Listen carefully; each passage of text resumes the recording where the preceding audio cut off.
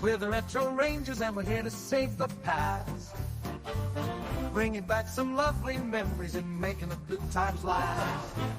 We're not breaking copyright, so no, we're not on that jive. That's why this little show is free and never monetized. Fair use, fair use, having fun, you know. We're just giving reviews and it's all covered by fair use. We ain't here to copy, we're here to react. If we were stealing your stuff, you're right, we should get smacked. We sample and review, but it's all in good taste. We're paying tribute to that race, and that is never a waste. Whenever we're monetized, and that is never a waste. Fair use, fair use, fair use. Having fun, you know. Giving comments and reviews, and it's covered by fair use. Fair use, fair use. Having fun, you know. If we watch your show, you've a right to refuse all of it. It's only fair use. Hello, friend. That's right. We're just here, little fair use. We will be using some video clips off of the YouTube, which is always funny when YouTube goes, "Hey, you can't use those video clips. We got them from you, YouTube." Anyway, none of this ever makes sense for anyone, so I don't care. Okay, all right, that's enough of the fair use. Thank you. There, yeah, it ended right in time. As you know, my co-host of the show is on the road, and he is on the road in the very best way, in that he is staying with our special guest tonight, and they are delightful men. Really, like my favorite parts of the show when they're on the show. So let's bring them on right now. My co-host Joe Townsell and our special guest, Los Hooligans' own Tony Luna. Gentlemen, welcome back aboard the SB80. Thank you, Captain. Captain John. Good to see you. Good to have you aboard. And gentlemen, drink them if you got them. I think we got them. Clink. Kind of evenings. Bongo. Oh yeah. Oh, it's been a while. Yeah. I don't. It's gonna start one type of show and end up another way. Exactly. That's what I'm hoping. I just brought the one, so I'll be fine. I won't be drinking the way I normally drink, so I'll be fine. We shall see. Yeah. If you see my big butt getting up and leaving, you'll know it's to get more beer. Okay, you just challenged me. Uh-oh. And you know, honestly, I don't think that's a bad thing for tonight's show, because let's face it, we are going back to the swinging 70s, and our focus tonight, suggested by Tony Luna, by the way. Excellent suggestion, always from Tony. He makes some of the best shows. I'm telling you, he just does. We are going to be talking about Karen Black, someone who in the 70s I felt like was around a lot in show business. It's interesting to read her history and to realize that she wasn't ubiquitous. She wasn't always on. I guess she was in stuff that we watched a lot. Karen Black kind of loomed large in your mind, right, Tony? That's why you suggested her. Oh yeah, you know, it's what's funny is talking to Joe last night. I turned to Joe and I said, "Would you consider her kind of our 70s scream queen in a way?" Mm-hmm. And you know, Joe kind of thought so, possibly. I totally agreed. I mean, I even dubbed her the original scream queen in that sense. Yeah. I mean, just prior to Jamie Lee, but Jamie Lee had to get, build up a little bit. But Karen Black was already established in there. So that's true. We've got Stevie with us, Stevie, aka a moral crackpot, who says, "Joe, if you need help, blink like normal." What's wrong with you, Stevie? Stevie is such a mixer. Always. Be one eye tonight. Yes.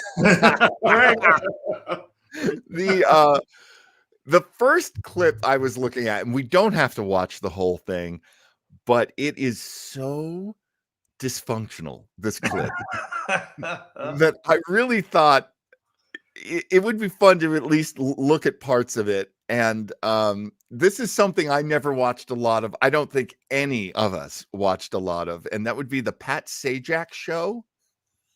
Oh man.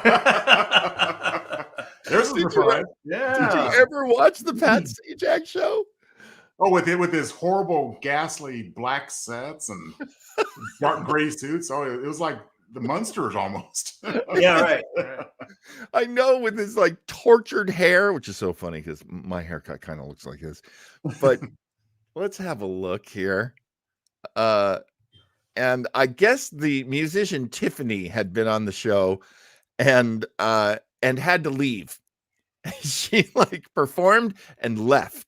And Pat's a little pissed off about that. And it is such a dig it moment. So let's take a look at our girl, Karen Black, visiting the doomed from the very beginning. This show was never going to be successful. I feel bad for everybody who put money into this. Pat Sajak talk show. We are back. Tiffany had to leave.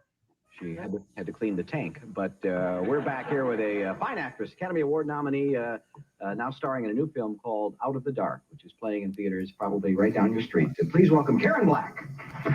Yeah, I'm sorry about the jumpy VHS cut. That's making more retro for us. Well, this is something for Karen Black we're not used to seeing. It's like Tiffany's prom dress. You sure Tiffany and Karen Black aren't the same person? I don't like gloves. I think There they are. Yeah, I think they look swell. Yeah. Mm-hmm. Do they chafe or anything? Just a silly question to get started with. Do I see your name? Oh, that's really smooth. Before that, here, I would tell you that I think you're extremely And he gets mad because everyone doesn't laugh at his jokes, like routinely, and that's also hilarious. Now, do I see your name occasionally in these ads for that you sing in places here? Oh, yes. I've sung at the Lucia, New York, and I've sung at the Cinegrill. Now, I see you doing The Cinegrill. I don't know. Am I wrong? Yeah, you were a little wrong. Yeah. Well, correct me then. Well, I noticed when people would sing that they would stand in front of a mic and they would sing a song, and I would hear the words, and it didn't seem to me to be the person or the real Not human being this who was time. singing that at that time. And a lot of the songs were, I long for you tonight, where are you tonight? I miss you tonight, I yearn for you tonight, I'm pregnant. Things like that. And so I decided that how I could sing these songs would be if I got in a bed in a room with the moonlight coming in and sang them to my missing lover. And that's what I do in my act. I get in a bed. She gets in a bed to sing. Now the audience is at tables, pretty much. Where do I get tickets? Why do you ask? I don't know. Tables and beds. So you're in a bed. I'm in a bed, yes. Oh my God. Stevie says, that's Jennifer Coolidge. In a way. A lot of the songs, almost every song was, woke up in the morning, you were gone away. Oh, Something like Relay from Trilogy of Terror is getting there. So that works very well for that. she got some pipes though. She could sing. I do a bar room. Country it. Well, it's fine for me. Are we doing it for you or for me? Well, Like that maybe it was a voice. shared experience. Push on Pat being awkward. Well, we'll work up to that. Now, so you get out and you look for your man under the pillow. He's gone. You get out of bed, and then where you go? Oh, in the Bessie Smith song, I put on my little outfit. I have all my clothes there, and I get dressed to go, and I find a little note in the door, and I faint, and it's very funny. And then I I myself watching Karen Black. I'm laughing in an amused way. I'm enjoying it. Don't look away. I know it sounds a little silly to people, but it's very moving. People cry Yeah, I and believe they so. laugh, and they cry a lot, and they stand up and applaud, and it's wonderful. I go to a bar room and I sing, and Okay, I so sing I like that. old That's Cmdr, tight little and I cross-eyed sing action. people in a bar room, and then I go out and I pretend like I'm on a street, and all these people are on the street with me, and I sing street songs, and See, look, she's turning away from him because he's not buying it. She realizes he's no help. I'm going to skip ahead. There's one particular part I'm looking We're for. going to take a break. We'll come back and we'll talk about the new film. The other one, I've forgotten already. Out of the Dark. Out of the Dark. And anyone remember that film? Right there. It's not ringing the bell. Like you said, there was so much you contributed to the world of horror and suspense. Well, that's right. No, that's. Is this during the commercial? Karen Black is here, and now are you a nervous person? At tense? Are you able to relax? Are you low key? I'm trying to get a reading here. Trying to get a reading. This is like the worst first date ever. But I have. Here, I'm gonna skip ahead. I mean, think how much better this would have been with, like, Letterman or. Honestly, I think Pat's like, I think I'm Letterman, and then it's not working, and he's like, We used to do. It's the damn gas again. and yeah, he is definitely trying to do Letterman. That's that damn gas again. Wow. Hey. So well thought out plans. Really, the cameras would almost run by themselves. So in his spare time, he'd talk to me and he'd show me. Now, since Stevie compared her to Jennifer Coolidge, I can't unsee that. She keeps nervously pulling her skirt up. One day, I was upset because he seemed to be very mad at me, and I felt like crying.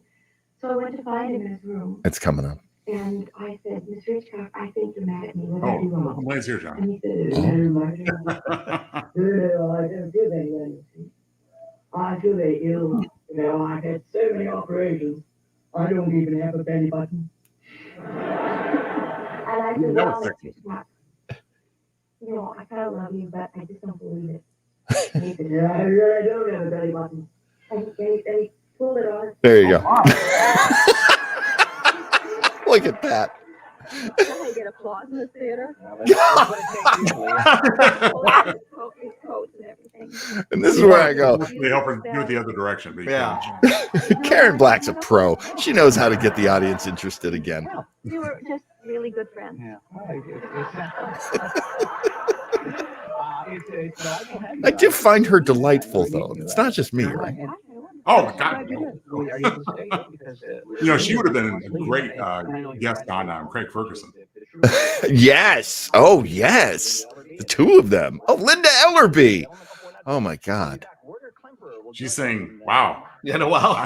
I need to work on my look. I also love that he's front selling Werner Klemperer. It's so good. It's so good. Okay. I'm going to now get us into burnt offerings. And okay, so some of these I'm going to need to cut the sound on, but not this one.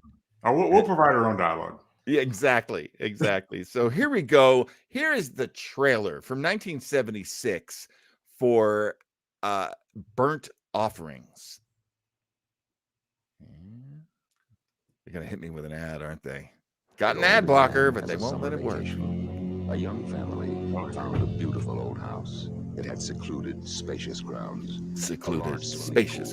Magnificent furnishings. Magnificent.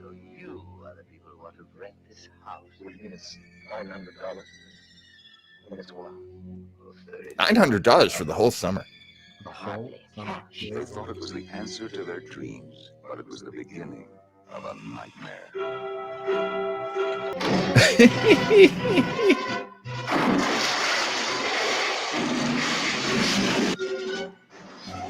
There's a lot of Karen Black running.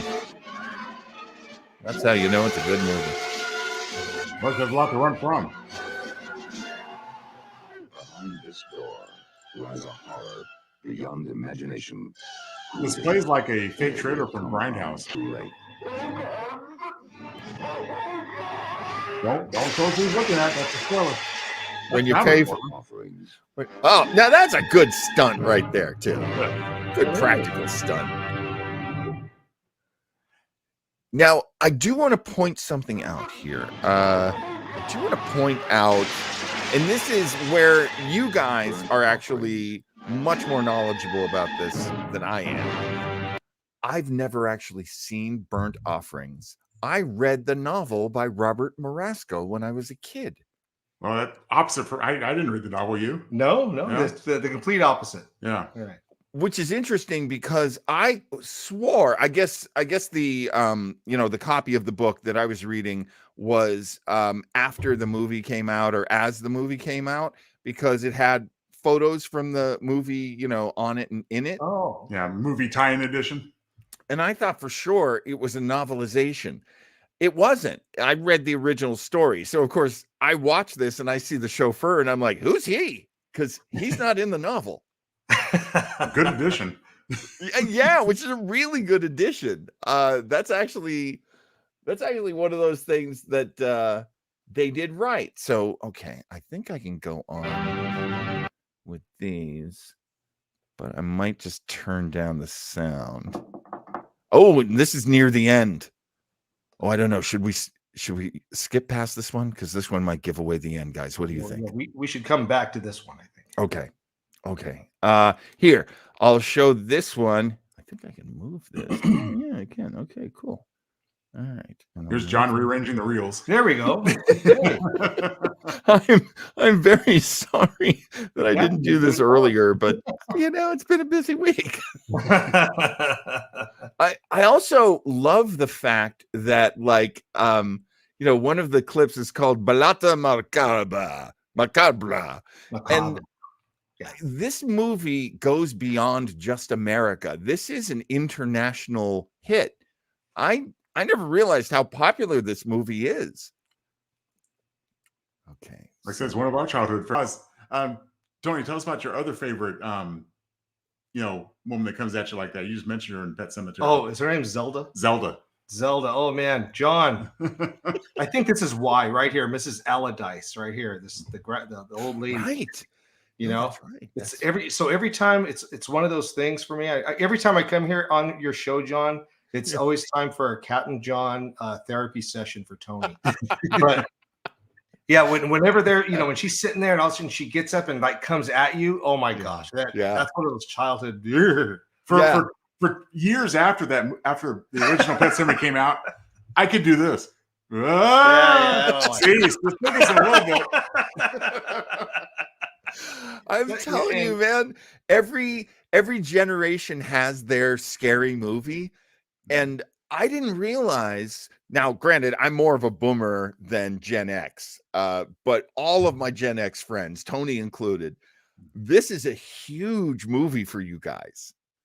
It is. Right? It is.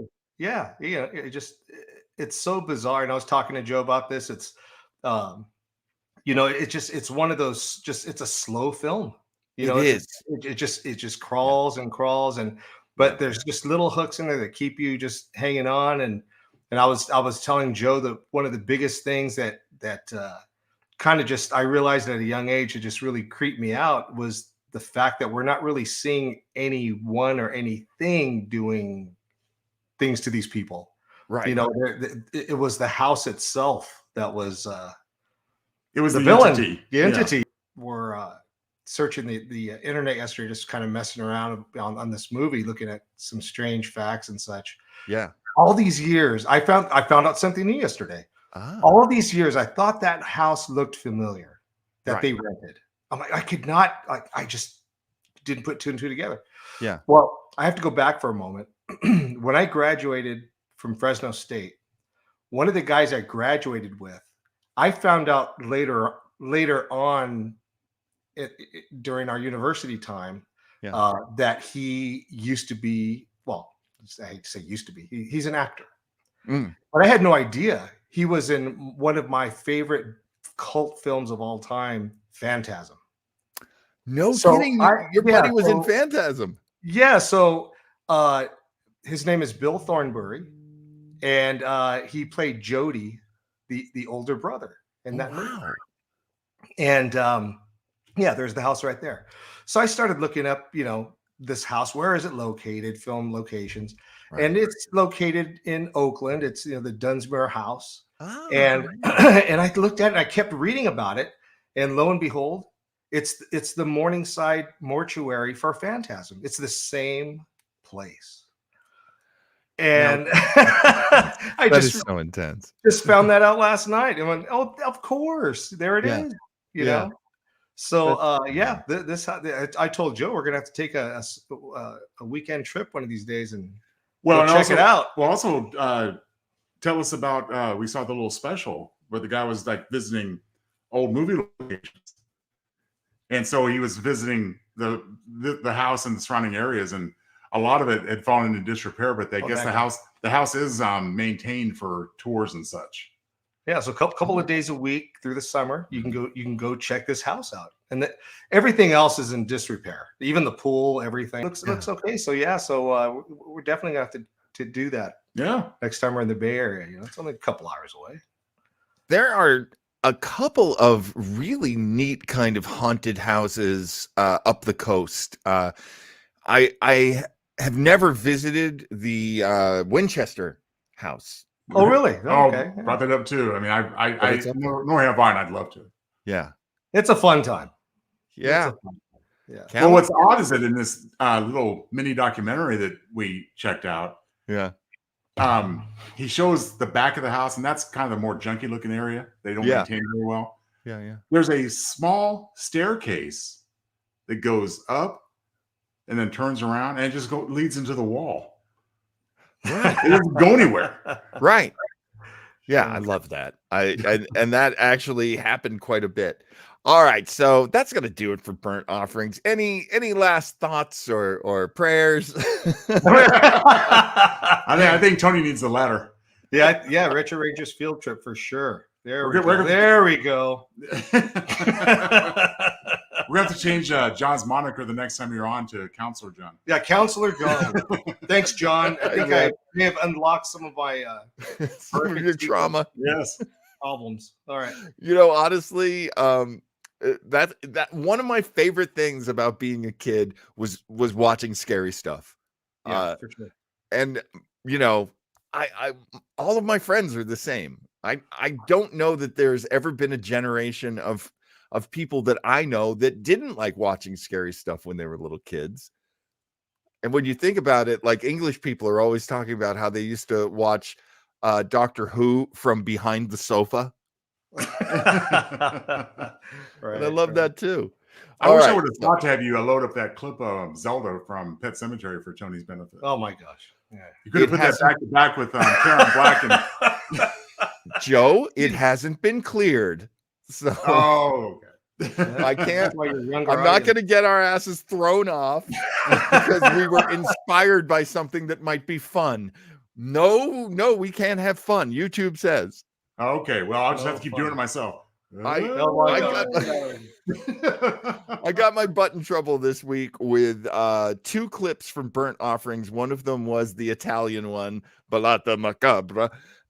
And the other one was somebody had made a video using a song from Florence and the Machine and scenes from the movie. So I had to, that's why we went silent on so many of those clips. So I wouldn't get we can provide our own commentary and dialogue. So we're good. Now, Trilogy of Terror, again, I'm knocking wood. I hope this is true. But my experience with Trilogy of Terror is it's an orphan. Nobody claims this. So we could actually watch the whole thing. All right. Here it is. It's an hour and 9 minutes and 47 seconds. So I don't know if this is complete. If you see anything missing, Tony, you tell us. You're like, hey, wait a minute. What we have one certain character in there in its entirety, we'll be happy. Yes, exactly. Our other guest star this evening. and I'm so excited by that because you know that's a meme now. Like so many people nowadays use the Zuni warrior. I assume you're talking about. Yes, of course. The Zuni fetish doll. I don't think most people even know he's from this movie. Yeah, he definitely outgrew his own film, to be sure. Oh yeah. And I think I mentioned to you last night, and we talked about it, Tony and I, that he did appear in Trilogy of Terror 2. That's for another episode of Retro Rangers. That's right. That's right. You know something, while we're here, and this is something I forgot to do. So let me yeah, we're all tense here, so we need a commercial about that. Exactly. And I forgot to load up a That's why we have these right here. That's right. Here's to childhood nightmares, right? Yes. Childhood traumas. So Let's. There we go. Kind of fits the theme, doesn't it?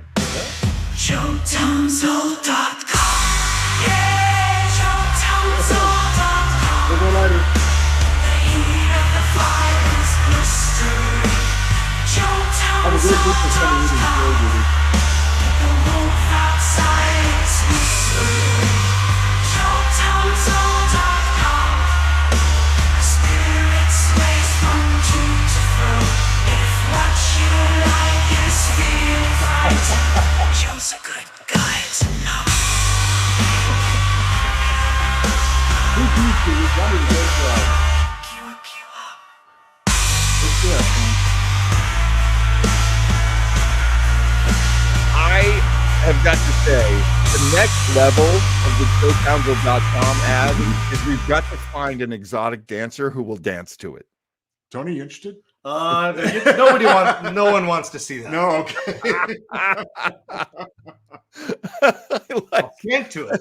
like that Stevie is saying Joe's ring music. Yeah, Joe, this is the music that they play when you're walking to the wrestling ring.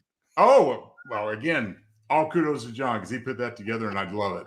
He was initially reluctant. He didn't know how I'd feel about it. And boy, the first time I heard it, I was hooked.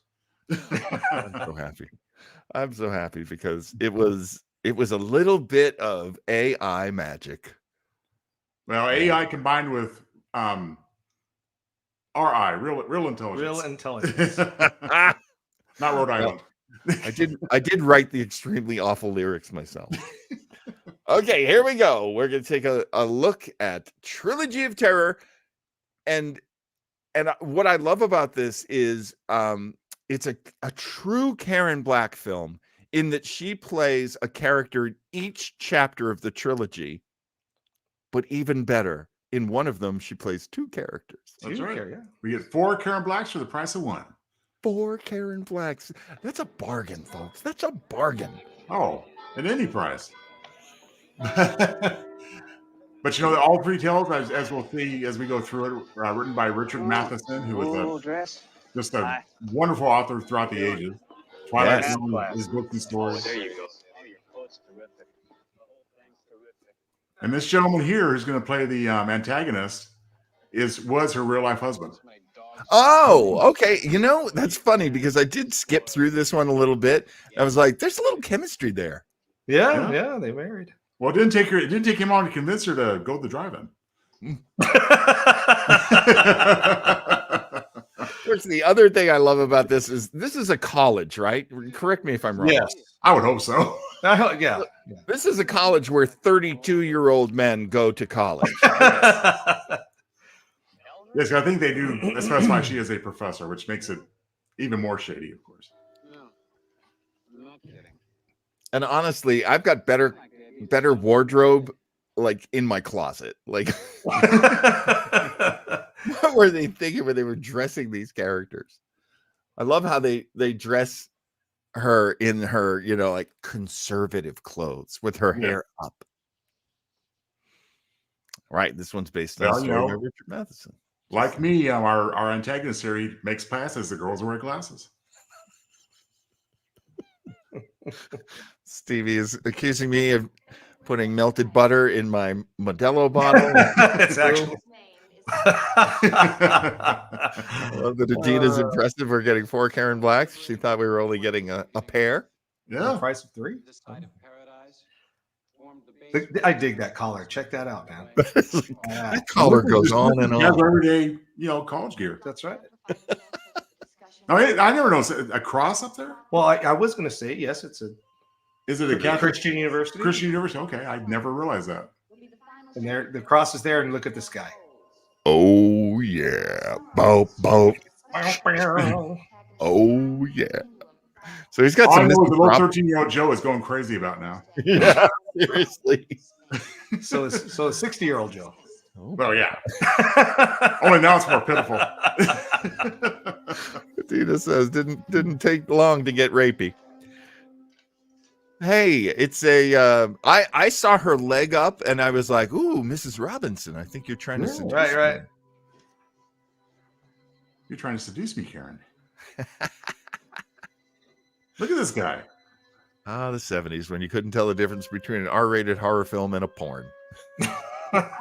And we should point out this is a made-for-TV ABC movie. Yes. This is actually Stevie. Stevie got that. Yeah. Yeah. So after watching what Partridge Family and Brady Bunch, we watched this. Yeah, we switch over to Trilogy of Terror. Yeah, right in the lineup. I mean, but you know, it kind of fits because is there much difference between like Danny Partridge and the Zuni doll? That's true. They won the thing. Danny Bonaducci is the Zuni doll's friend Joe. No, wait, I have a friend named Joe, and he's not dangerous at all. As far as you know, John. Yeah. He doesn't have mirrors on his shoes. Good heavens, what is wrong with you?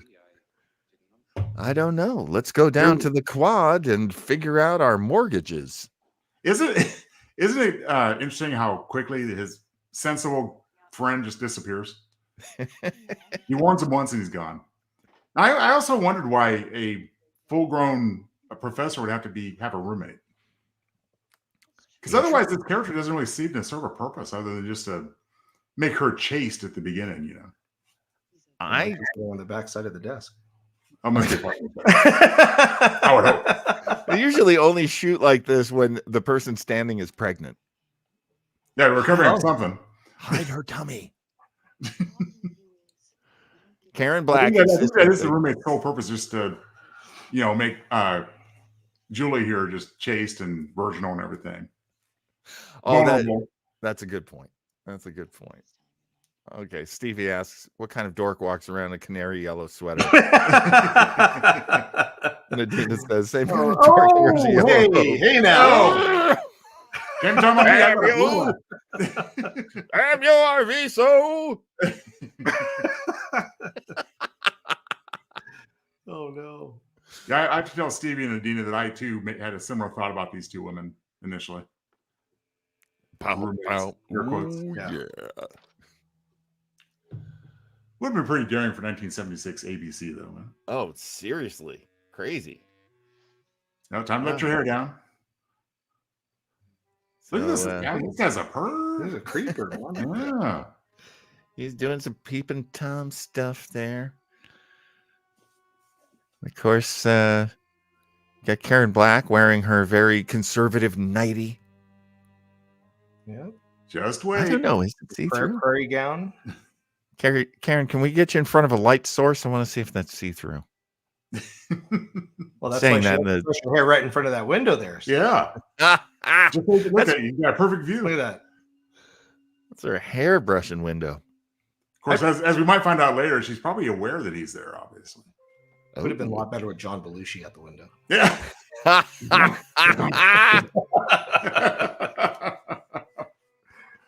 With the ladder. Ka-chum, ka-chum, ka-chum.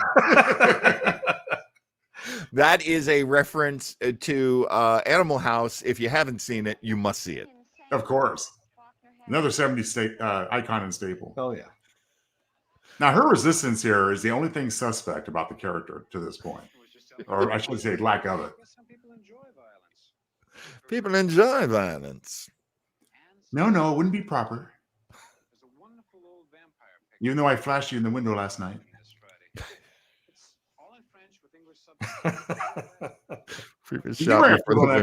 That's a good question, but I mean, he had the disco collar a minute ago, and now he's got the turtleneck. Both of which I wore in junior high, by the way. Did you? Oh, yeah. I'll admit it now. It was the 70s. You know, fashionable men were wearing turtlenecks back in the 70s. One of my senior pictures is it wasn't even this mock looking thing. It was like a big old fat turtleneck. Yeah, same here. I definitely love how she's rocking the beige. Oh, yeah. Now they're straight. Oh, okay. What do we have here, Tone? Dan Curtis, Night Stalker. Night Stalker. Oh my God! They went to a drive-in movie to watch Night Stalker. Well, they called it something else just now. It's supposed to be a different movie, but we know that the footage is Night Stalker. He's not going to show you his senior picture. Somehow that one got lost over time. I don't know how. My parents never gave me any photos, and I actually think at times it's a blessing. No, but really, I do really wear wanted them. I could just a ask white for them. turtleneck sweater in one senior picture and a brown leisure suit in the other. I kid you Woo, not. brown leisure suit. Oh yeah. Like this guy Yeah, right here. there you go, leisure suit. I think Leisure Suit Joe, I think it was almost another secret. Remember Ben Stiller in There's Something About Mary? And when he went to the prom? Would you get your nuts zipped up? I didn't do that. Oh, okay. All right. Thank God. Thank God. I came close. No, but I had the exact same tuxedo at my prom. Oh, That brown. Exactly the same. Oh wow, that's brown awesome. with the darker brown trim. That's badass. I like it. I like it. Stevie's calling it for Disco Stew. Oh yeah. Getting some drinks for the lady. Yeah. There we go. Here we go. Got to slip a Mickey. Oh, this is terrible. Time for some roofies. Yep. Oh, They have this roofies is back then? awful. Must have been something Oh, else. there it is. Yeah. In Flores. I'm trying to see if they're still watching Night Stalker. If they started They watching are. Bird Dog. Nope, they're watching Night Stalker because it's supposed to be a French vampire movie, according to the characters. Oh, I see. La Vampire. Yeah, mon père. Yeah. Oh, You know, it's only when you watch the movie again after the first time that you can see Julie's motivations going on here. Yes. Because otherwise, she has to be incredibly stupid. I'm glad that wasn't the case. I'm just glad she was devious and murderous. So Karen Black can take care of Karen Black. Yes. Yeah, this guy is creepy. He's doing a good job being creepy. Jokes Yeah, I on don't him. think there was much of an age difference. I mean, not like between a professor and a student would be. Right. I think she's maybe he's a couple years older than he was in real life when they were married. Yeah. Oh, there it is. Getting sleepy. Don't tell me Karen Black's not a good actor. Because I believe This she's was really Tony and me fallen. watching scary movies at later at night. We should be scared of doing this. Yep, the Netflix nap. Netflix nap, that's right. Other people Netflix and chill, we Netflix and nap. Nothing wrong with that. Oh yeah. You said it, Adina. I think does he have like the same station wagon? No, it's It's that same color though, isn't it? It's like the same dull beige with the vinyl top thing, you know. It's like from the fleet of brownish cars. Now, I love what this guy asked here. He says, do you have any luggage? I mean, why does that matter to the hotel man? Just pointing out he's selling by the hour. I guess Third rate romance, low rent rendezvous. He's got that shirt buttoned down too. Look at that collar, man. Yeah. Hey man, with this chest hair, you know I'm serious. Here you go, see. Yep. If we thought ahead, we could have like dressed 70s to have a real watch party. Look at this. Oh, now now 13-year-olds is getting really excited. And 6-year-olds. I like that red lamp with the red. Yeah, interesting. I wonder if he brought that or if it just came that way. Now he locks the door. Yeah. Do you want to take her to the red lamp room? Isn't it the same shirt the old guy wore in the Eddie Murphy movie? Remember the uncle? I think he wore the same suit. Oh man, I wish John Witherspoon was still alive. Because I could call him because I actually knew John Witherspoon. He's a nice. Oh really? Yeah. Hell. Well, here's poor Julie. She's kind of confused. Wait, what the? Why is my bra on backwards? It's late. Why am I sore down there? I know. So he got her in the red room so he could take photos and develop them at the same time. Was that the? Yeah. Apparently so. And unless he decided to develop the pictures naked, I guess he had his way with her as well. Oh, or as Adina put it, he got rapey. He got rapey. Yeah. This is, yeah. No, that's not wrong, Adina. They had plenty of sexual assaults happening in movies in the 70s. It was It was a taboo that was broken in the 70s, was actually admitting this stuff happened. But I do remember, even now, rewatching, I think, God, this woman is just so dumb. But then, as we see, not so much. Yeah, don't worry, folks.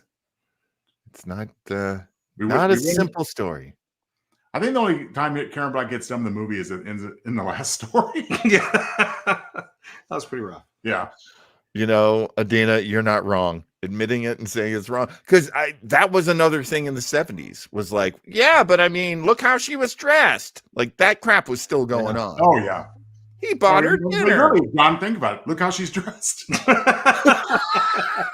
She's literally not asking for it. With that top button buttoned. Yes, she is. Oh, my God. That's so funny. Well, what's the line they had at the beginning? Yeah. What does she look like under all those clothes? Your Honor, I'm going to move for Boys Will Be Boys. Now, we can wonder the same thing about him. What does he look like under all those clothes? Only so we can get that outfit off. Out of our view. So we don't have to look at it. Oh, my God, he is developing the pictures. Holy cow. I can't believe I called that. I mean, I did this once upon a time for our local newspaper. You developed pictures. Yes, let's make that clear. Okay, Robin Williams. I don't know that there's anything in this movie necessarily that you want to say I did that one time. Thank you so much John for asking that. Yep. Yes, folks, it's on record. He developed pictures. That's all Joe did that had anything to do with this. Photomat Joe. Yes. Yeah, it'd be a great idea. I'll try to do that going forward. Adina and Stevie are killing it tonight. This is why women are choosing cats over men now. Or bears. That happens too. Now, she has the nerve to get all indignant now because she's feeling ashamed and, shouldn't have yielded to the temptation of the brown leisure suit, but she did. Says, don't call me anymore. Oh. Well, here comes the big blackmail scene. Oh, no. There's a blackmail scene. Why was he developing pictures, John? This is a good story. Richard Matheson, hats off. He's driving a cougar. Literally? He's driving a cougar, which is redundant. Driving or riding? Writing, sorry. Thanks, Photomat. So I don't think there will be a blackmail. It's too late in the story to introduce a new character. Yes. We are talking about MAIL, just to clarify. And Joe needs to clarify a lot tonight, apparently. Clarification is always good. So it does have a different layer because I didn't realize it was a Christian university. That's why she's doubly worried about losing her job because of Interesting. Okay. Interesting. Prim and proper. Prim and proper. It's so funny. I watch a lot of English mysteries because that's what my wife loves to watch. And one thing is blackmailers never realize how easily they can be killed. Well, I mean, again, if you're watching this for the first time, even up to this point, you don't necessarily suspect that she's going to turn the tables on him. She's going to be the victim all the way through, is what you might be thinking, even now. Things are pretty much stacked against her. Yes. Now he's looking like Mark Singer, the Beastmaster, if you remember. Oh, yeah. I remember from a different movie. Mark Singer was in something called "If You Could See What I Hear," and he it was a biography of a guy named I think it was Tom Shepard. Oh, interesting. And he was a blind musician, so he played a blind man. It was a pretty good movie. Yeah, I remember that book being very popular among the girls at school. Well, I mean, that came around the same time as things like The Other Side of the Mountain, inspirational true life stories. Yes. But back to this movie. Yeah. Hello, Teach. Let me give you that look. You and your evil lapels. Yes. Her with her evil collar. She's really buttoned up now. I better seriously. lest Adina think less of me if I'm not prim and proper also. A little note. Passing notes in class. You know, you should never write anything down, but it's not like I know anything about this, so don't listen to me. Yeah, we don't need you having to defend yourself, John. One of us is enough. Is it just me, or is the girl in red very interesting? I like her. Well, I mean, the one next to her as well. Yeah. We got some attractive young college students. That's nothing. I don't know who was working on casting on this movie, but they did a fine job. Yeah. Of course, this guy isn't suspicious at all. He's like nervous and fidgety. He's like all swaggering and crap. Stevie brings up a good point. She was holding that note like she was showing the camera. Oh, that's good. But no, the thing is, look, all due credit to Dan Curtis, but honestly, that's some bad directing. What? I have the roommate again, I guess, to further cement the fact that she's being victimized. Oh, but again, I just think I find this being an extraneous character. Yeah. I think I would have actually preferred just to have this scene just by herself looking worried. But then again, why would she look worried by herself? Because she's going to be turning the tables on him. Right. So I guess she has to perform the part for the roommate as well. Playing the part. Yeah. So where have you been? That's one thing I like too. Where have you been? I like her. I know I've seen her in some things. Why are you wearing earrings while you're sleeping? Oh, she must have just gotten them pierced. Could be, yeah. Doesn't explain why she's still wearing all of her makeup. In the red room with an unbuttoned shirt. Pictures of Karen Black. But look how he has her now. Her hair's all down and she's wearing her robe. Looking miserable. Dance for me, Karen Black. Dance for me. Next, he's gonna have her licking his feet and all that good stuff. What? Hey now. What the? But you see that table he's put his feet on? Yes. Turned. That table's about to turn. That's right. So she's in a tiny twin bed to make sure we don't assume they're roommates. Ding. Well, that I remarked when we looked at this yesterday that it seems like the shared bedroom is just off the living room with a wide open arch. There's no door. That's some of that awkward on-campus housing right there. I suppose so. Either that or just a smaller budget for a TV movie. Faculty flat. Whose idea did you think this whole thing was? What are you talking about? What I am talking about, Chad, is that you are a singular. Wait a minute. She sounds more self-assured.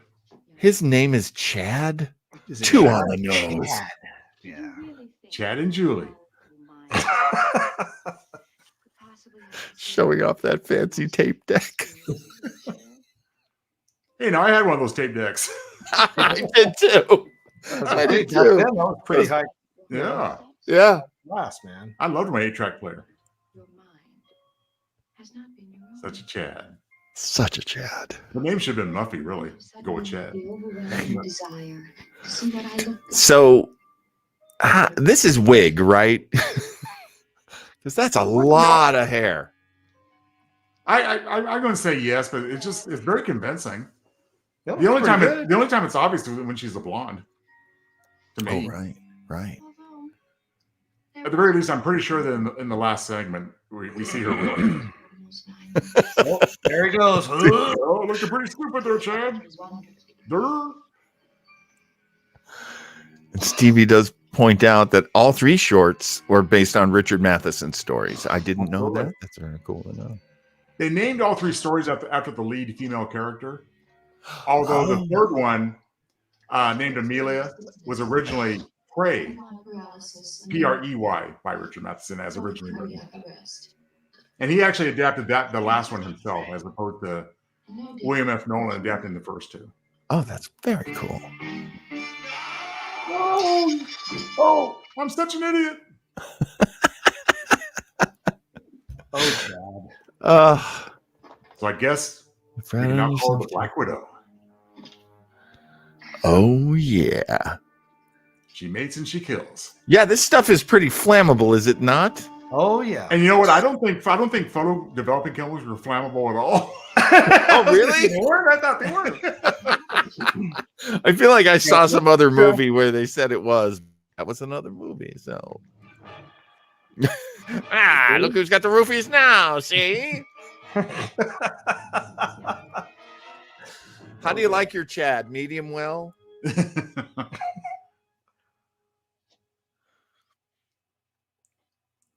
So here's a roommate again. He was one of your best students, wasn't he?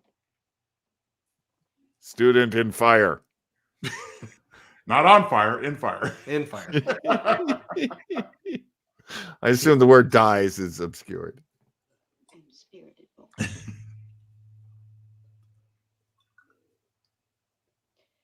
Now, something else suspicious here. Why does Julie look so broken up over this death? Oh, well. I mean, she is a good Christian teacher. That's true. I don't like seeing my students come to harm. Oh. Unless I'm burning up with their photo Non-flammable. They're my non-flammable photochemicals, yes. I'll be fine. That's a definite possibility, Stevie.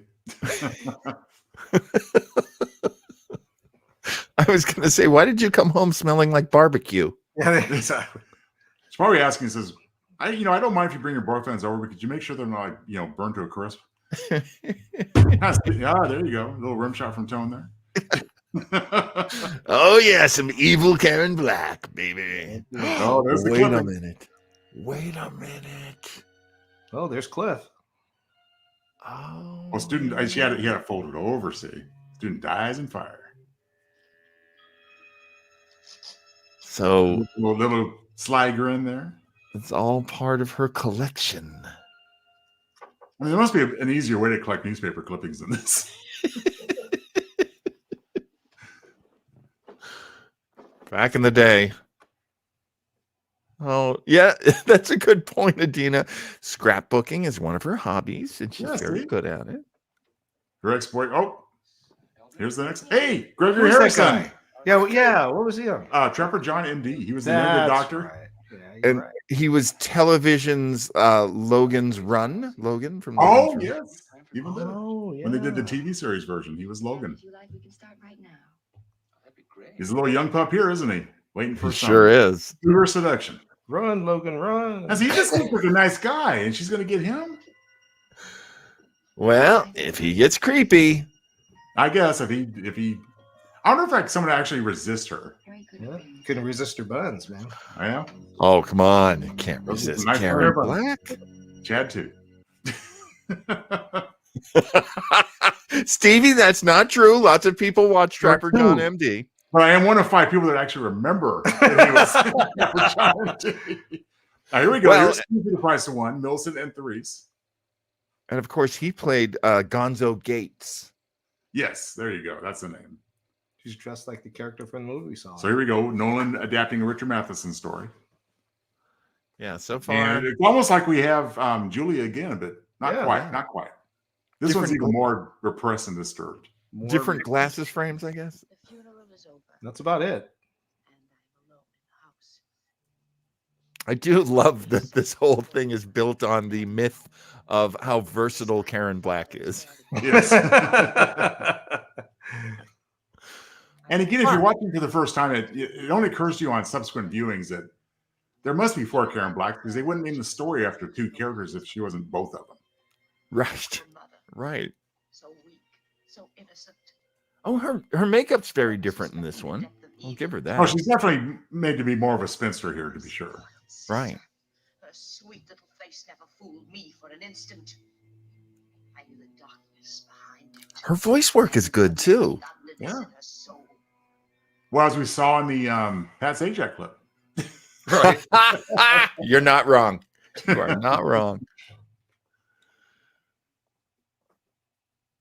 Mr. Anmar, please come in.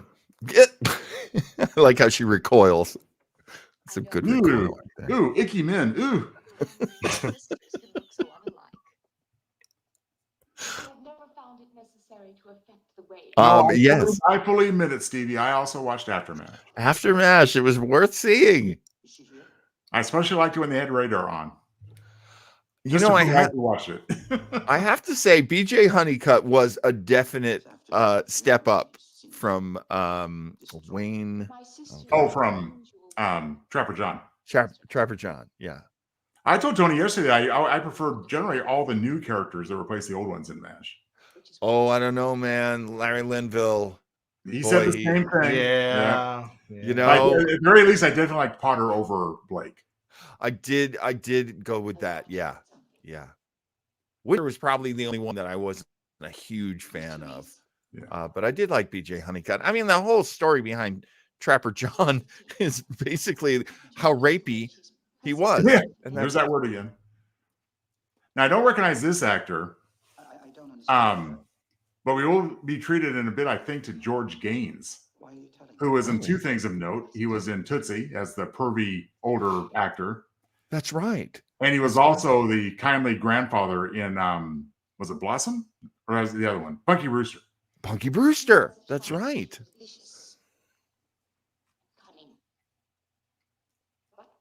But here he's more or less, well, as serious as this flick gets. He was a serious character as a doctor.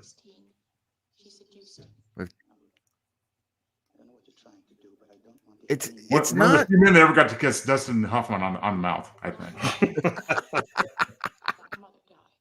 That's a good question for Medina.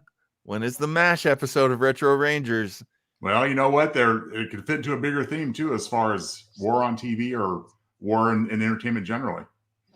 So let's put it on the list of very good contenders. Yes, I actually do have my pad right here. See, we're always ready, even during the show. we're looking to the next ones. Yeah, I don't recognize this guy at all. He might have just been a one and done type performer. She looks like she's gonna tell Dr. Venkman her uncle thought he was Saint Jerome. I am very impressed by her lack of lipstick. If anything, it looks like they've chapped her lips. Well, we did tease our other special guest star, the Zuni fetish doll. Oh, yeah. And speaking of fetish, I mean, you know what? I have to admit, depending on the woman, the plain Jane look here, it does make you wonder what's going on. Well, in this segment, we're going to find out what's going on underneath. Yeah, momentarily. Yes. She is wearing the hell out of that Spencer dress, though. Oh, yeah. Did we switch over to Little House on the Prairie, or what were we watching? I mean, this guy here looks like the doc from Walnut Grove. I keep looking at him, and I'm like, is that the teacher from Boy Meets World? I don't believe so. It's not. It's not. No, some good close-ups here. Got some Coke bottle glasses going on. Has to hurt. That's not an inaccurate statement. Yeah. Hot teacher to librarian. But that's what we saw on Disco Nights last night. You know, we can have hot librarians too. Oh, yeah. Yeah. It's a good type. I don't know that the librarian wants you to touch her reading hand. I don't know. Tony just suddenly took his away from me. I don't know. Those aren't two pillows. This is the weird ring. It's a weird ring. Right? I think they must have intentionally made this dress about a size or two too large. Oh, yeah. To make her look extra frumpy. Right. Yes, because ain't nothing frumpy about Karen Black. No. It was interesting because she doesn't quite succeed, does she, in looking frumpy? She's just a naturally glamorous woman. Again, as we saw on Paid Subject. The reading arm. Yes. This is the reading arm. Yeah, I think we're missing the big air quotes around the reading arm reference.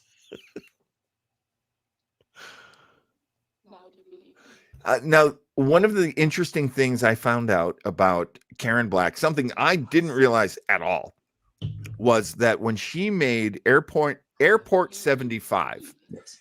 in which she plays the is she a flight attendant? Yes, she's the lead flight attendant who has to actually fly the plane when the pilots are taken out. That was her first quote unquote commercial movie.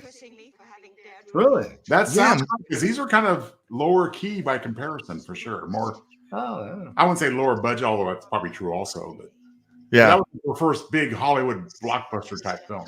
Right. 'Cause she had been in indie films up to that point.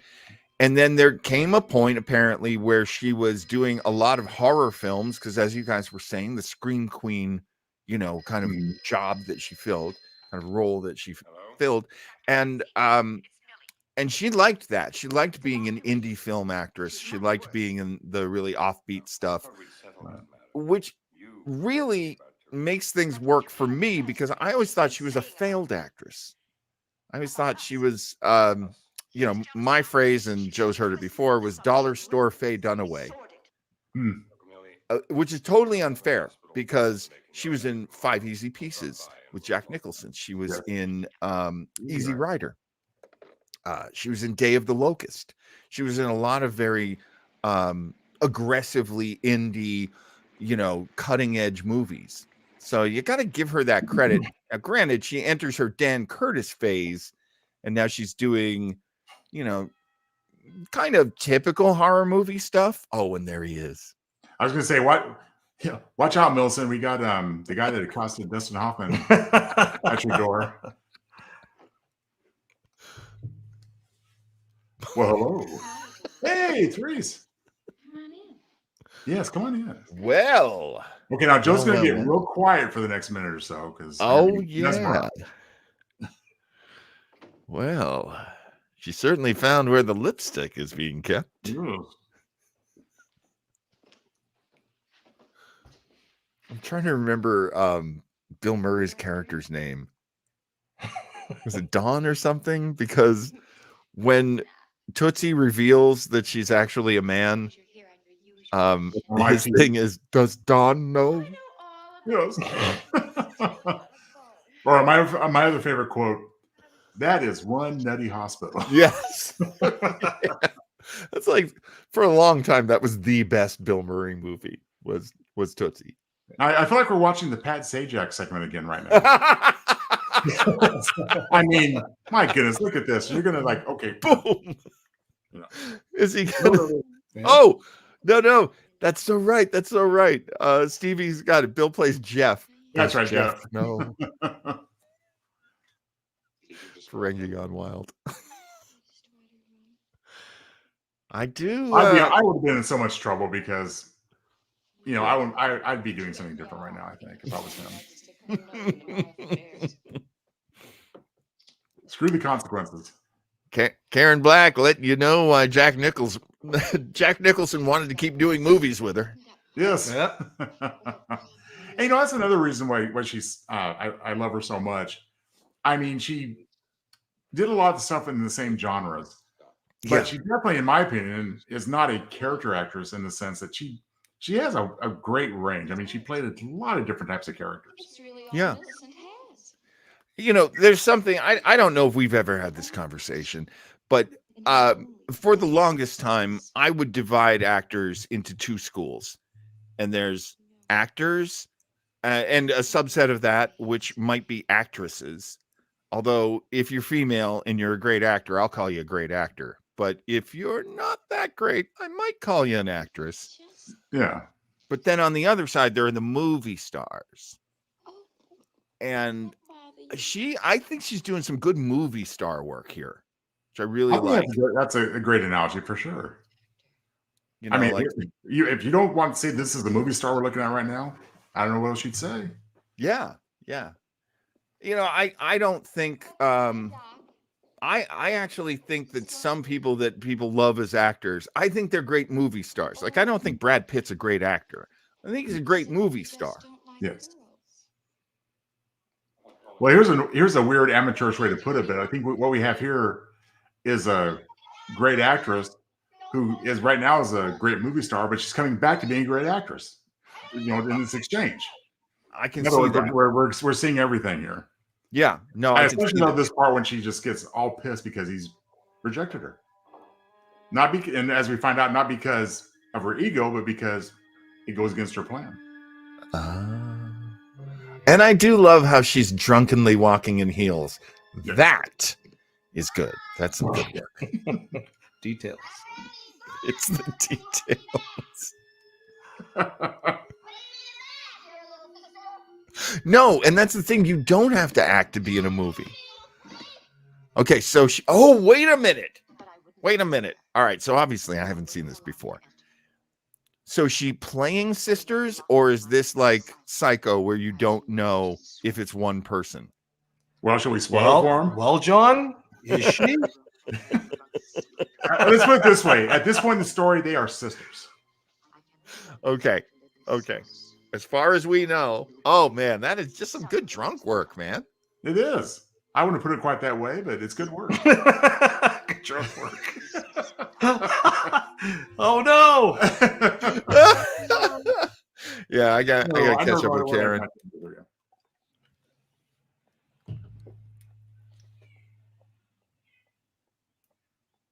Wow, man, wardrobe went crazy on this movie.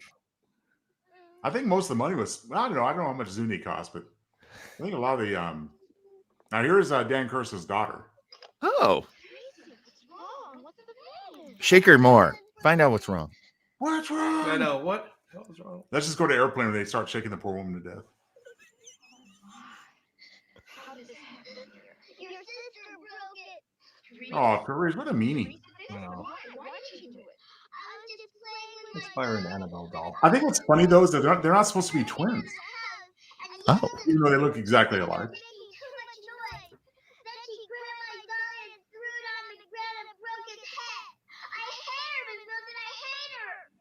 I'll tell you what, that kid's doing some work. She's putting some work in. God bless her. Direction from Daddy. Yeah. God bless her.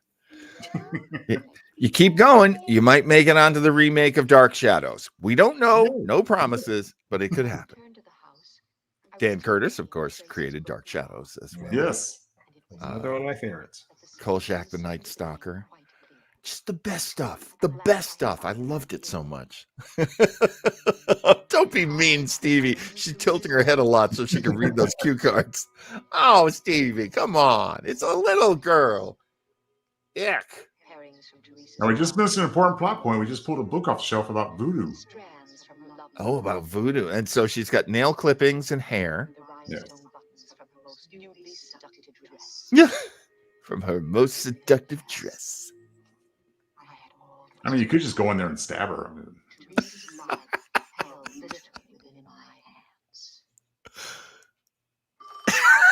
that little girl was not a 35-year-old actress with a bad smoking habit.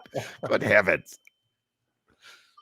I know. Why are there nail clippings in the ashtray? Ew. Have some rules in your house, for God's sake. what? That's disgusting. I just let mine follow the carpet. I appreciate your concern, Doctor, but I no longer feel there is any need to talk.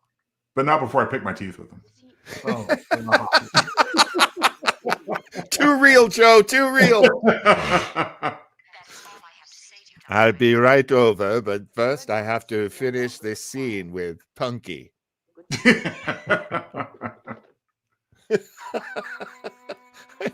Talk about someone who grew up to be a babe, Punky Brewster. Oh, yeah. That's Salil Moonfry. That's what I thought, Stevie. You know, but everyone thinks I'm gross, though. What are you going to do? Oh, There's a little dolly. voodoo doll. Come on, who made that doll? Where did that doll come from? Well, she's been working on it for a while. We just haven't seen it. Knitting work there. And see, it's blonde. So, Uh-oh. Please. A good thing we have this lingering shot on the case. Just in case you were confused. Get it just in case. Oh. I see what you did there. Rim shot number 2. Yeah. I see what you did there. Creepy doll count 2. Yeah, the creepy dolls are getting a good night. Well, this could have been creepy doll More night. to come. Oh, much more. Please keep my hair a little shaggy in the back. The girls love it. Stevie says, I had that phone. That's so cool. You know, my hometown, we got the first push button phone. Looked like the old style phone, but it just had the push buttons. Oh, I thought that was so cool. I miss the rotary dial. I know. Yeah. It's so funny. I was just thinking about that today because I'm working on a show with kids who literally were too young to even know what a rotary phone is. Even though the lingo survives. Yes. Dial on the phone. I'm going to dial. Yeah. I dial. I'm going to tape this. I'm going to roll up the window. Stevie, no one blames you for having that phone till the early 2000s. That was a great phone. Okay, Doc's going to find something. That creepy music is coming in. We're going to have some more information about the music a little bit later as well. Oh, yeah. He loves the vibraphone there. Speaking of great old phones.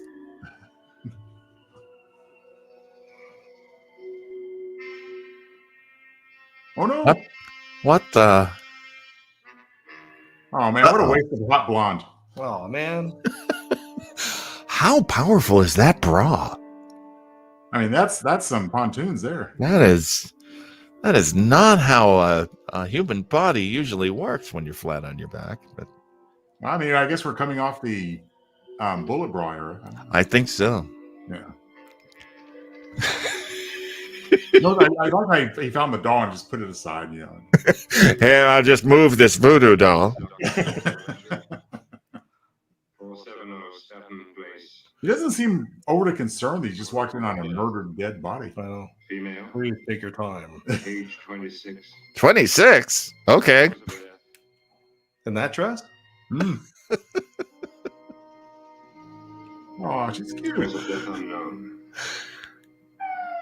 Cause of death unknown. Right? Doll with pin through its heart. The evidence is right there. There's a smoking gun next to it. I mean, seriously, that's some nice crocheting. Yeah. Very artistic. What's he have in his hand? Oh, wait a minute. Oh, wait a minute. He's figured it out. Yep. If we take that lipstick off. If I reveal her very chapped, dry lips. I've seen those lips before. Now, in a double twist, he's going to take off his wig and it's going to be Karen Black, the blonde. Yeah, right. So, holy Norma Bates, Batman. the most advanced case of dual personality I've ever seen. I guess he didn't watch Sybil. That's true. Here we go. Here's the creme de la creme right here. There it is. You can tell she's a different person because she lives in a different place. Yes. Oh no, this one lives in an apartment. Right. And again, this is the one of the three that he adapted himself based on short story Prey. This is the golden age of made-for-TV movies, is it not? It is, because we have orange and green carpet that, you know. The green shag tips you off. But I mean, you're getting these really good stories, and they're not trying to stretch it out into a series or anything. It's Well, the running time of the whole movie, absent commercials, is an hour and a quarter. You know, which for is three crazy. tales. And we're going to see some great wallpaper later, so let's watch out for that. But here we go. I've been waiting for this, as has Tony. Oh yeah, one of my favorites. Oh, right here. There he is. There he is, Mr. Zuni. Looks thoughtfully at Zuni. And she insults the hell out of him, so of course he gets pissed. Well, you don't have a face even a mother could love. You're pretty damn ugly. Even your mother would love you. Through this spear, I'm going to get a butcher knife. Damn, why you got to be so mean? Boing. Boing. That's probably how he gets his boing. think she's boinged a few spears in her day, if you know what I'm saying. All these depressed girls. In this case, she has some mother issues. You got the scroll. Can't hold a note to save her life. So true. Now Dan curses. No, this way. There we go. There we go. Okay.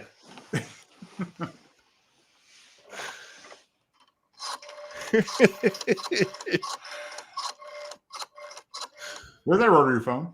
Oh yeah, rotary. Nice. I like how she pulls her leg up there on the Hi, counter. Mom. Oh, cash for now. I couldn't call earlier. I just got home. Oh. We talk about the mother from hell. Mother. Mother, it's about tonight. I know we always spend Friday night Norma together. Bates sister or something. No, I feel all right. It's not that. Mother, That's I'm the not other one. sick. Make sure y'all died 911 didn't realize it. Mother, Maybe Mother Horse there's is a man. emergency His dispatch. name is Arthur Breslow. He's a teacher at City College. It's his birthday. Didn't it suck when you And dialed the number and you jacked up the bill? I sort of promised him Start that all over again. Yeah. the evening Especially together. with lots of 8s and 9s. Yeah, 8s and 9s. Yeah. Mother, it has nothing to do with preferring. What's she holding in her hand? Oh, that was in her hair. That was like a barrette or something. Yeah, she just let her hair down What do again. you mean? When? A big part of You these gave me a stories is ring. that Karen When Black do I letting her hair down. Well, of course I love you. That's so true. Mother, let me get through this exposition. Meanwhile, what's Zuni up to? She's kind of left him behind there.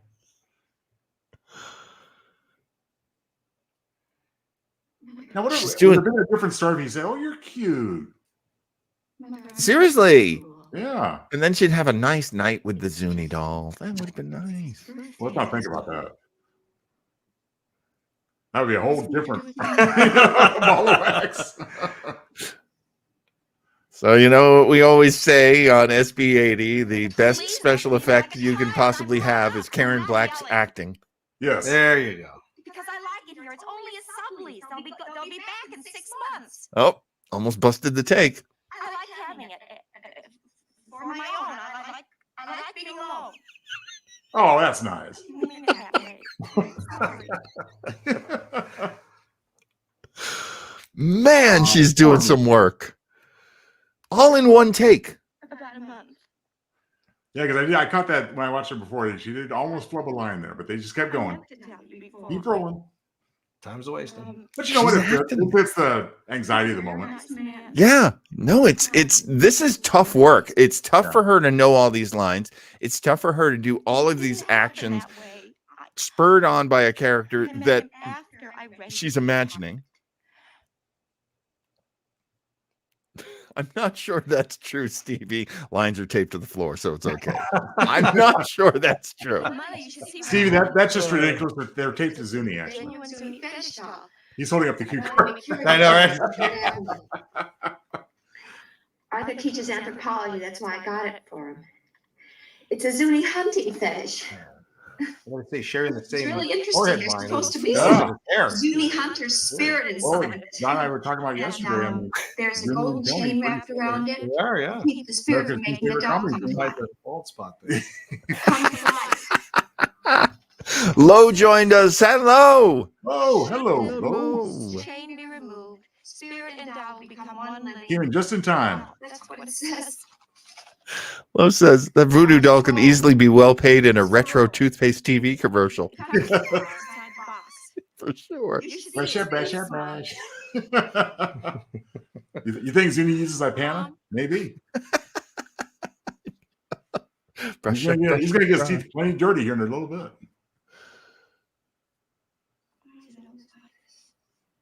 I like the awkward shift from her arguing about getting an apartment and having a life of her own to, well, I got this little freaky doll for my boyfriend. You'd like it, Mom. You're going to really like it, Mom. Still needs that gold chain, Karen. I mean, as you're going to see here in a moment, isn't this the flimsiest gold chain ever? I mean, she gently puts them on the table and just falls off.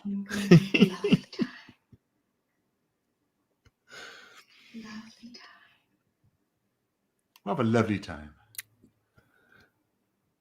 This is building, right? It's going to build from here. Low Okay, burn. now here we go. Slow Look, burn. look at this chain. Look. Well, No! What? Maybe he just made that happen somehow. It wasn't accidental. Turning his waist green. Yeah. You shouldn't buy those chains at the swap meet. You should not. I have to ask though, in terms of pacing and plotting, couldn't Zuni have waited another 5 minutes to attack her so she could have gotten into the tub? Blowing it for Joe. Huh? Yeah. That's 12-year-old me giving notes too. Right. Oh, come on. Oh, time to call the boyfriend and get him pissed. Okay. This is how you dial a number right here. 2, 1, 1, 1, 1, 1. It's like ones and twos. Fairfax. 2111. Yeah. Interesting, there's no 555 in there. You know me too well, don't you? It is our one night on the town, every Friday. Well, see, we need a little bit more exposition because we're about the shit's about to hit the fan. Oh my God, so much exposition.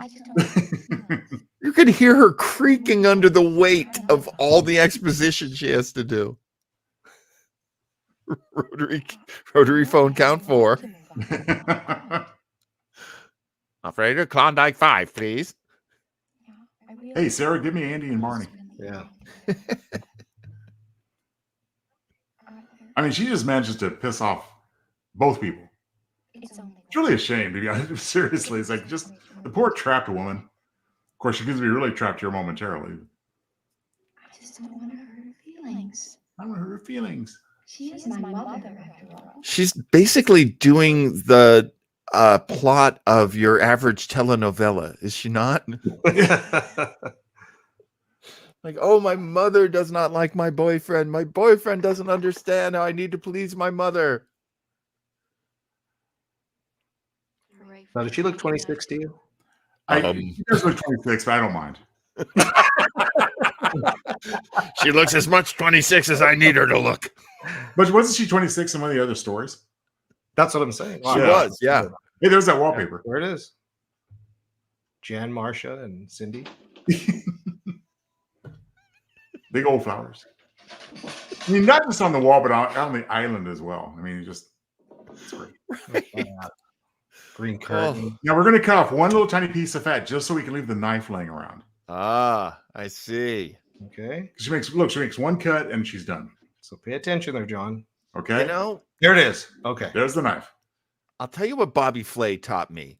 You take that piece of fat, you sear it in a nice skillet, brings out the flavor.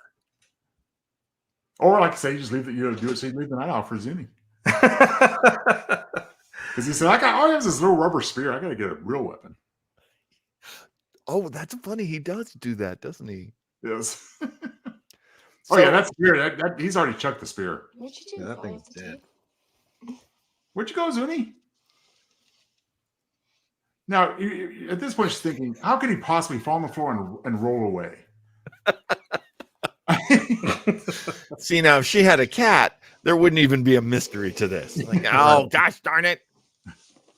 Farfel, what have you done? Farfel. Exactly. Karen Black, so beautiful. She can even be beautiful, smushing her face against the couch. Ooh. What? Well, she just found Zuni's discarded spear. So I guess it wasn't rubber after all. At least the tip of your spear. But I think a kitchen knife's gonna be a steak knife's gonna be a lot more damage. So that was a good trade. Oh, trying to realize we gotta put the bench back. Oh, I know. I have to do that. There it is. Keep it, dummy. Keep it. You're gonna want that later. We're not gonna be able to even comment on this in a moment because we're just gonna be laughing too much. It is so awesome. Little man.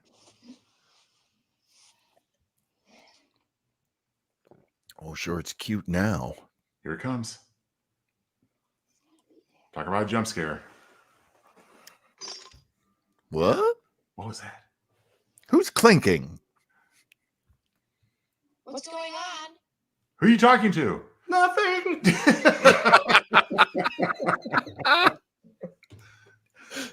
She's calling out to the steak. Are you cooking? Just searing my fat. Well, John did have a helpful hint there. And Bobby Flay. Wait, where'd the knife go? Oh, the knife is gone. I'm going to finish my garlic butter now. Let's see. Wait a minute. Are you going to see the ominous moving shadow here in a moment? No, I don't think you hid it behind the toaster. I'll tell you, when you lose them, though, you'll look just about anywhere for it. Logical or not. Oh, there he goes. Oh, I didn't even realize I was doing on that. this show. That's not for That's you. right.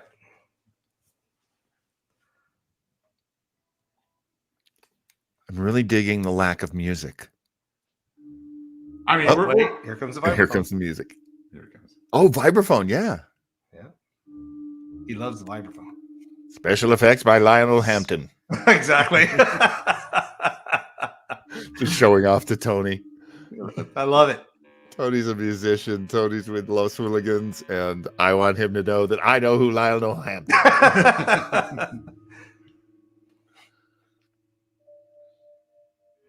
Of course, young me is like so psyched she's doing this in a robe. Yes. Because you never know.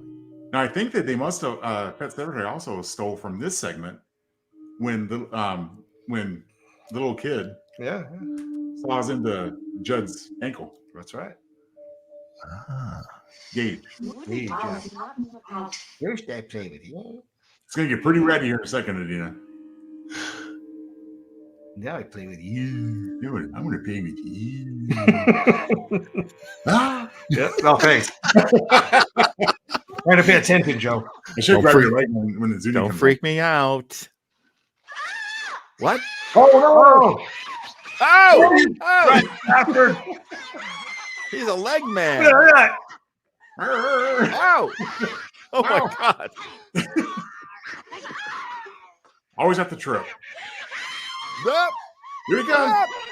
Zuni vision. Hey, John, keep rolling. Did Did you stop right there, John? Hey, John. Yeah, hang on. Oh, wait, did you want one of the upskirt shots? Was it I wanted to know if you did that on purpose. Oh! Oh! I love that he's got a little voice. Animal. We know what he sounds like? He sounds like Snoop.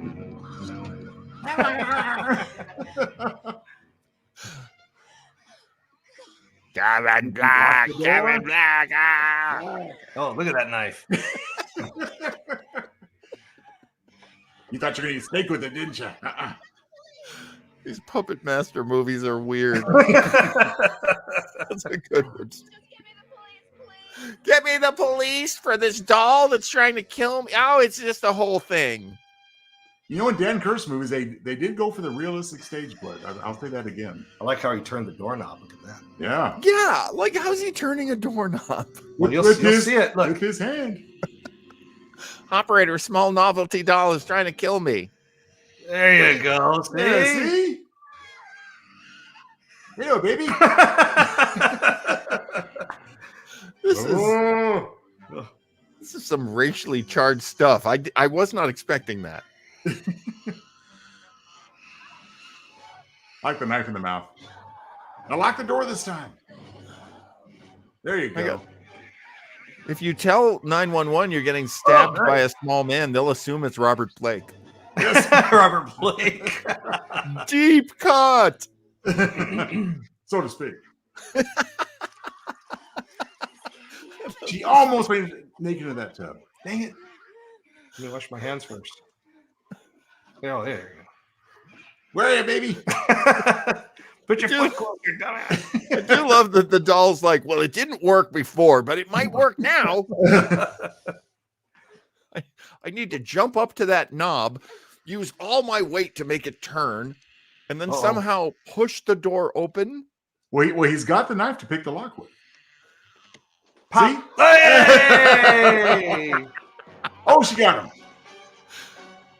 It's the baby from hell. Look, she's got him in his little baby blanket. Quick, what are we gonna do with it now? Let's drown him. Let's drown it. Let's drown that piece of wood. Anyway, that's stupid. Let me just run some more. Here he comes. Wet hair. How dare you try to warp me? The wet look. We gotta find out who did the voice of the doll. I know, that's awesome. Would it be great if it was Karen Black? Well, considering the ending, it would make sense. Seriously. Oh, here we go. She's handling him like a rabid chihuahua with it. Very effective. Well, I would give my pug wawa a T-bone. I have to get a towel to take out of her mouth. He moves fast. Look at that. He's a smart runner. That little freaking rat. Okay, we got him trapped. Everything's gonna be okay, right, Tom? Everything's fine. Okay. He has him. She'll be okay now. He's fine now. Why did she leave him there? Why isn't he being put into the garbage disposal or something? I know. We're out the window. Run, dummy. Oh, she has to. You know what? On the other side of the door, she's gonna open it up and it's gonna be talking Tina there. What kind of lock is that? Okay. Oh, wait a minute. There we go. Can I just say, practical effects are the best. There you go. Oh, here we go from Stevie. Here, grab the knife. Yeah. Stevie points out the voice of the fetish doll is Walter Edmiston. Now, wouldn't you think this is the most stupid thing to do right now? Here, let me grab That's it. so dumb. Just have to grab that knife blade and everything will be okay. I love Low and unboxing later. It's an unboxing video. Well, I just received my murderous Zuni fetish doll. Well, you took him out of the box, but now he's worthless. He's no longer pristine in box. Oh, hit him in the eye. Run, Zuni. But dang. He's making some very sad noises.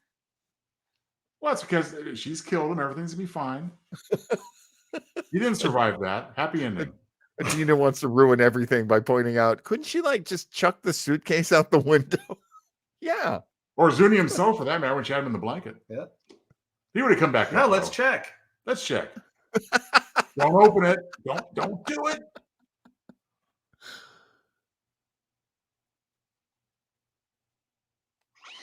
Oh my God. All right. Man, now he's clamped on. Oh man. No, he was aiming for another part of her body. I'm not talking about the neck.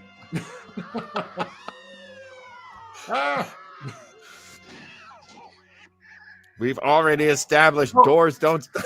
Oh my God. You know, another Stephen King movie with a rabid doll type thing got eardrums from it too. Get that knife. Oh no! Oh! Oh! Whoa. Oh! Damn, G! What the? Honestly, she could have just given him the steak, right? Yep. Well, there she goes. There we go. Countdown. Oh no, they burnt the steak. He likes it well done. What's that, steak smoking a Pall Mall? Oh, he's burning.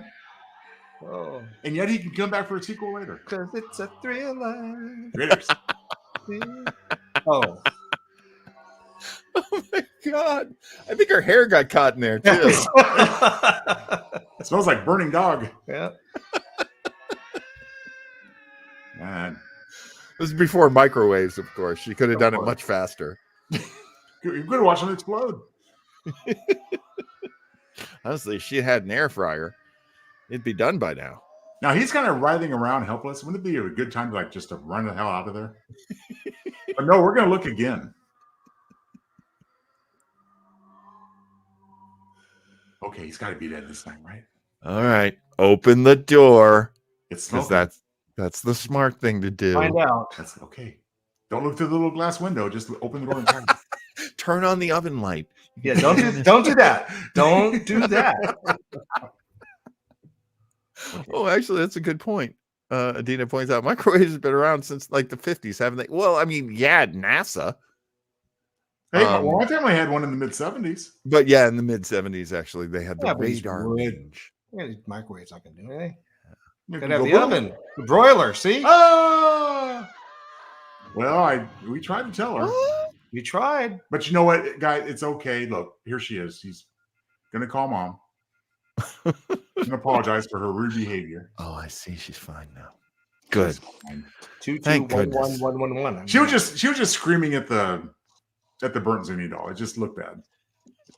What's the number again, Tom? It looks like 2211111. Okay. Oh wait, she added a 7. I saw that. Oh, got 7 that time. Okay. Right. They told her in the previous take you only used 6 numbers. Oh man.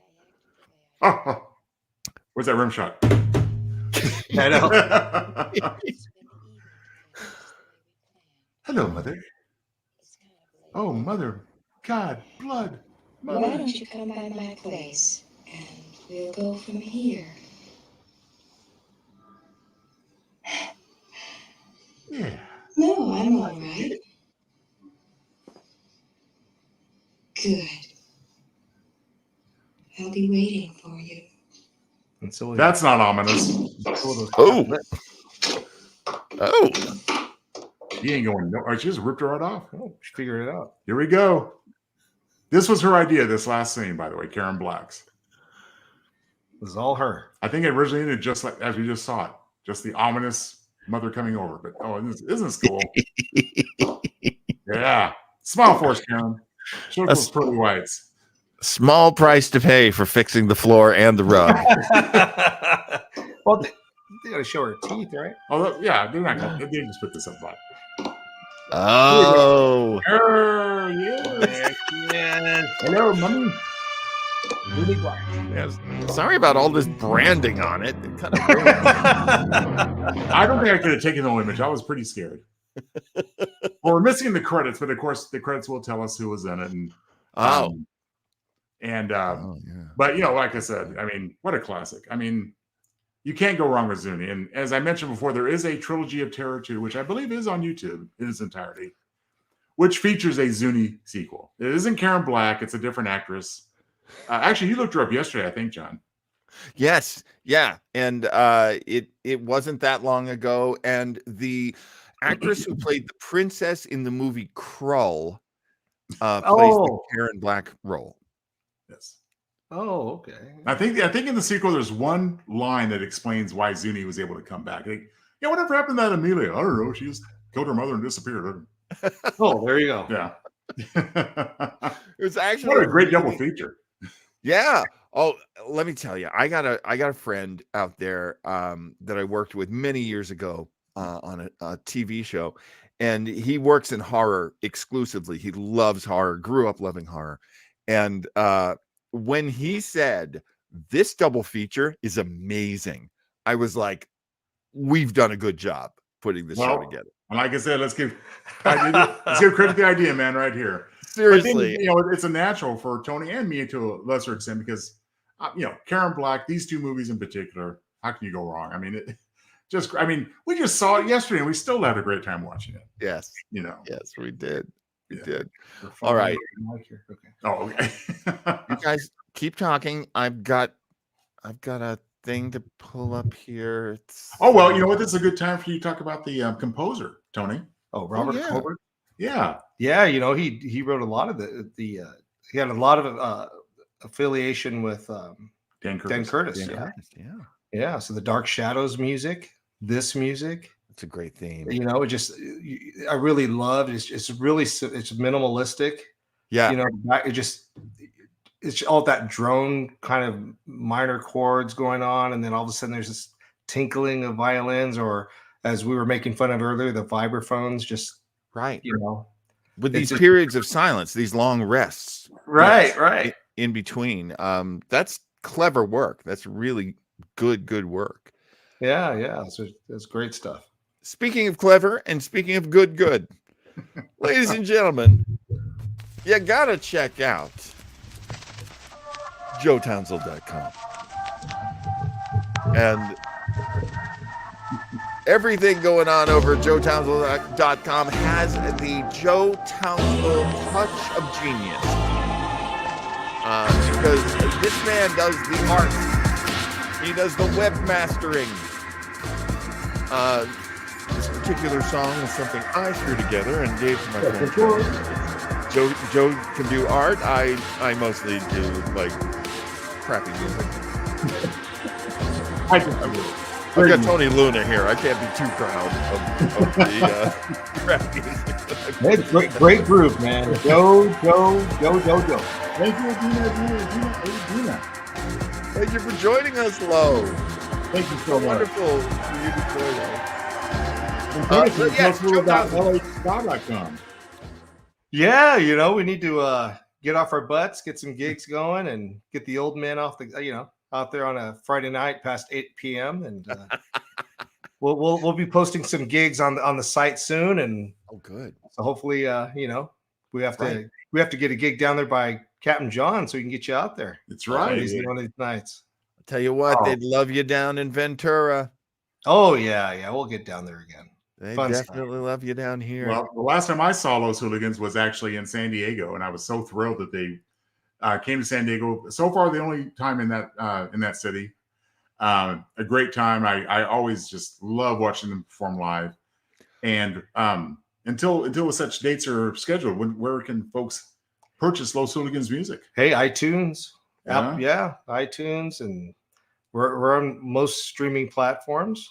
So get on there, support us, so we can get the electricity bill up and get the EV running and get down there. That's right. Now, was this convincing as a non-rehearsed exchange just now? I hope it was. Very convincing. Okay. Very. We're only one pint in. So. Yeah. So after show beverage as well. LH. I hope, Captain John, that this really explains to all your fans why us Gen Xers are the way we are. Yes, I think so. People like Dan Curtis and of course the immortal Karen Black. Oh yeah. I can safely say I have more respect for Karen Black now than I did at the beginning of the show. And that's something. I feel like we've accomplished something here. I mean, especially when we start off with the Pat Sajak. A total surprise to me that John picked that one, and it just gave us a taste of the lady in real life. I mean, she might have been performing a bit, but you know what? She knew her audience in the form of Pat Sajak, and she knew how to make them really uncomfortable. And she's that was great. There was a moment, and I forgot to make this joke, but when I first watched it, there was a moment during the Pat Sajak show. I wonder if I left that banner up. I feel like maybe I did. Yeah, I forgot to use this comment. Right now, Pat Sajak seems like the number one person in the world who hates the Pat Sajak show. And that's a very long list. Yeah. But of course, and I had this one saved for the last time you were on, Tony. You can check out more what's going on with the great ska band Los Hooligans at lhloshooliganska.com. Oh, thank you very much, guys. Absolutely. Oh, you're so welcome. Always a fun time. Now, when do you think you might see us again, Tony? Oh, the next time I need a therapy session. Okay. Yeah. Very soon. John, Very is that a segue? I hope it's next week, Tony. We didn't know for sure, so we didn't put you on this particular flyer. But if you could drop by, we would love it. And hell, we'll put you on the flyer. You can be Kwai Chen King. But yeah, next week's episode, and that's episode 20 for us, isn't it, Joe? It is. We're got quite a few under our belt, and we're still going strong, I think. Goodness, it doesn't feel at all like we've gotten all the way up to 20 episodes. Oh, but not that's at all. It's always a great time, and the time flies each and every week. Absolutely. So, yeah, we're going to be looking at some TV shows that basically were all about the man on the run. We'll take a look at The Fugitive. We'll take a look at Route 66, Kung Fu, and of course, we'll be watching a little bit of The Hulk. I hope we can clear it. You know what? If any of them somehow don't make it into the show, it makes for a good enticing element anyway. And there's other surprises as always, because this was turned to with the Fugitive. I think it turned into a nice little subgenre on television. Yeah, the man on the run, so to speak. The man on the run. And if we wanted to, we could try to pull maybe Scooby-Doo in there. They always seem to be traveling from case to case. I don't know. Yeah, I mean, there's nothing unusual about 4 teenage kids in the van and a talking dog just wandering the country. And of course, the very next time you'll see me and Joe, that will be next Saturday, as we will review the penultimate episode of Star Trek Discovery on our little show, Starbase 80 Disco Nights. Joe, this has been a pretty exciting season of Star Trek Discovery, wouldn't you say? I would say absolutely so. I mean, it's been a mixed bag to the point of the 5th season beginning. I think they made a great move in shifting gears in terms of the tone and the type of serialized story they wanted to tell. There's bumps along the way, of course. We covered that in Disco Nights, but very enjoyable series. And I think we have a great time recapping and reviewing the following Saturday each week. So please join us for these remaining 2 episodes of the season of the series. Two more episodes, and I don't know if people can tell, and I don't know that it's important to address it, but Joe and I are very concerned about what's going to happen to Paramount and to Star Trek. Like, we're worried some really cruel company is going to take over the intellectual property. So we're actually trying to move away from using too much Star Trek branding. So we've gone from Starbase 80, which we still are going to do for Disco Nights, because that's just how it's done. It's just about ready for the show to end. Right. But we are going to be moving more towards calling ourselves SB 80. And then eventually I'll come up with something other than But you know what? In a great exit, I do anticipate us being in one of the promos, maybe one of the remaining promos for Disco Nights. Yeah. I think we got to have cartoon versions of us in our uniforms. Oh, that'd be great. I almost said that'd be cute, but yeah, maybe it'll be cute. I don't know. Well, I mean, we have to consider the subject matter, so cute might be stretching it, but right. At least in my case.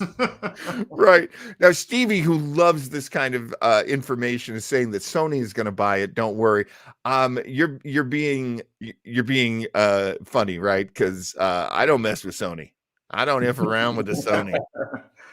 I don't know about them. Oh, Adina says it would be cute. Don't sell yourself short. Well, okay. Good advice. Thank you, Adina. I trust Adina's taste. She knows cute when she sees it. But yeah, Sony. Oh, and oh my God, I didn't even notice this, but Stevie's saying it is Sony. They announced it this week. Well, we'll see. Personally, we'll have Spider-Man flying onto Discovery or the Enterprise. We'll have to wait and see. Absolutely. Okay. I think that'll do it. Pretty much seems like it. Anybody else got anything they You know what? We could go on and on, but I think we summed it up quite well. We had a great time watching Karen Black. My very good friend here, Tony, thanks for appearing with us. Thanks for having me visit once again. Thanks for indulging me, guys. Yeah, anytime. Tony, I mean this in every sense of the word. You are the third Beatle. I'll take it. You are our George Harrison. Incredibly talented, joining, and I'm not sure which me or Joe. I don't know which one's Lennon, which one's McCartney. Frankly, I think Joe's both of them, and I'm probably Pete Best, is what I'm thinking. Now Adina wants to hear a lullaby. Hey, Adina, be careful what you ask for. I'll tell you what. Lyrics. I have great lyrics, and you know what? It'll take John about a minute and a half to run through AI. Yoko. Yoko. Thanks, everybody. We'll see you next week. Grab your popcorn, warm up your TV. Captain John, Commander Joe got something to see. We're all back in time to the golden past with the Retro Ranger. Oh, it's such a blast. We're flying high with the Retro Ranger. Give it a try and don't be a stranger. Strap yourself in for a fun-filled flight. Retro Rangers are flying